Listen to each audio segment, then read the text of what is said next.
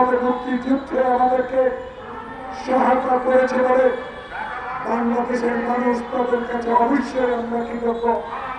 কিন্তু যেই ভারত সহযোগিতার নামে বাংলাদেশকে ধ্বংস করে দিবে, গণতন্ত্র হত্যা করবে, আমার মানুষকে হত্যা করবে, জ্বালানিকে গুলি করে তার লাশ ছড়িয়ে রাখবে, সেই অধিকার তো বাংলাদেশের মানুষ ভারতকে কোনোদিন দেয় নাই।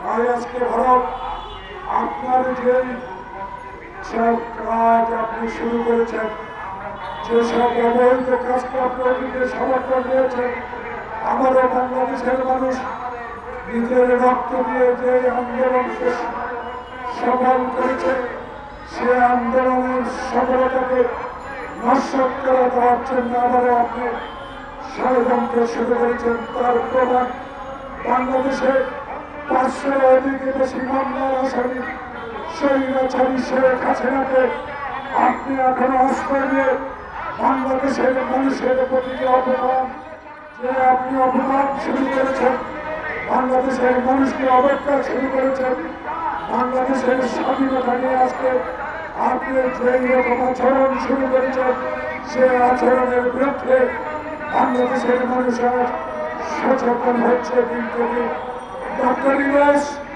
আপনার কাছে আমাদের আবেদন থাকবে, ভারত বৃহত্তর রাষ্ট্র হতে পারে, জনগোষ্ঠী বেঁচে হতে পারে, কিন্তু ভারতের অত্যন্ত ছোট, মন ছোট, বাংলাদেশ ছোট হতে পারে, কিন্তু বাংলাদেশের মানুষের মন আর একটা আপনার চেয়ে অনেক বড়, অনেক অপরিসর। তাই আজকে আমরা বলতে চাই, সুযোগ নিয়ে কথা বলেন না। আপনি অনেক কথাই বলছেন, অনতিবিলম্বে শেখ হাসিনাকে বাংলাদেশে হস্তান্তর করে আপনি যে গণতন্ত্র বিশ্বাস করে, আপনি যে একটি গণতান্ত্রিক দেশ, তার প্রমাণ আজকে আপনাকে দিতে হবে। শেখ হাসিনাকে অনতিবিলম্বে দেশে ফেরত দিয়ে আপনি প্রমাণ করতে হবে। প্রিয় বন্ধুরা, প্রিয় সাংবাদিক বন্ধুরা, বাংলাদেশের সরকারের প্রতি আমাদের অনেক সমর্থন রয়েছে।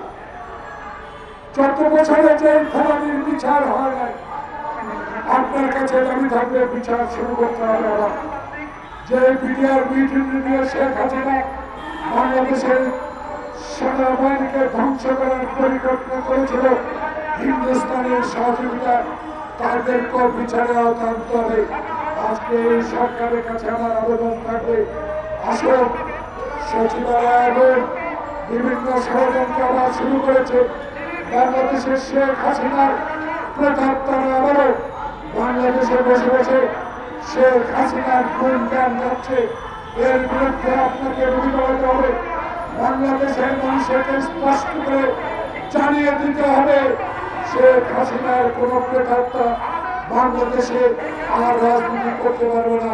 তাই আজকে শেখ হাসিনার প্রতাপকে অবিলম্বে সকল পদ থেকে আজকে বিতরণ করতে হবে, তাদেরকে প্রদর্শিত করতে হবে।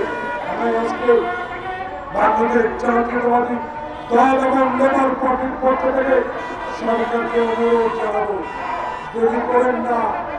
দেরি করলে আবার অনেক ক্ষতি হয়ে যাবে। ষড়যন্ত্র পিছিয়ে লেগে আছে। অনতিবিলম্বে দেশে নির্বাচনের তফসিল ঘোষণা করুন। সেই নির্বাচনের মধ্য দিয়ে বাংলাদেশে যেই দলের ক্ষমতা আসে, আমাদের নেতা তারেক রহমান বলেছে, আমরা আন্দোলনরত সকল দল আমরা নির্বাচনে অংশগ্রহণ করব।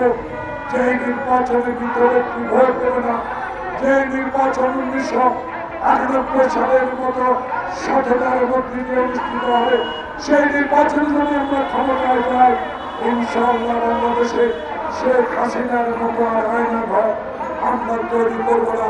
তাই অনতিবিলম্বে দেশের নির্বাচনের ম্যাপ তৈরি করে সকল রাজনৈতিক দলের সাথে আলোচনা করে নির্বাচনের তারিখ ঘোষণা করে সংস্কারও চলবে, নির্বাচনের তফসিলও চলবে।